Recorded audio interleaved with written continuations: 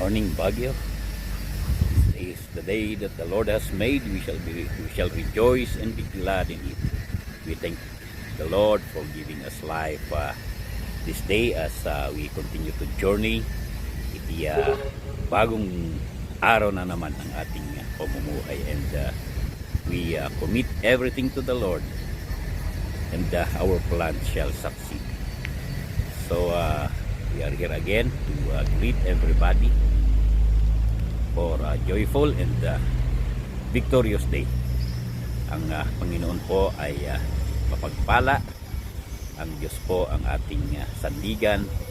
Siya po ang ating pagkukunan ng kalakasan.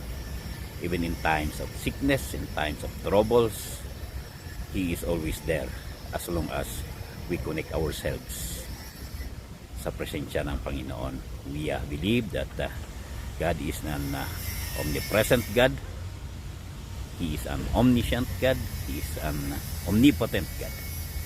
So what we need to do is to make ourselves closer to Him through our prayers and through our connections, our thoughts, our minds, as we bring our thought captive in the minds of Christ. So good morning po sa lahat ng nanonood with this video. I ask your support, and this day be a fruitful day for us. So we are here in Baguio City, here in the City of Pines, turning into City of buildings already. But at any rate, meron pa rin pong natitirang mga pine trees na siyang nagbibigay ng magandang amoy ng Baguio. Pero wala na yung mga dating simoy ng hangin na amoy pine tree.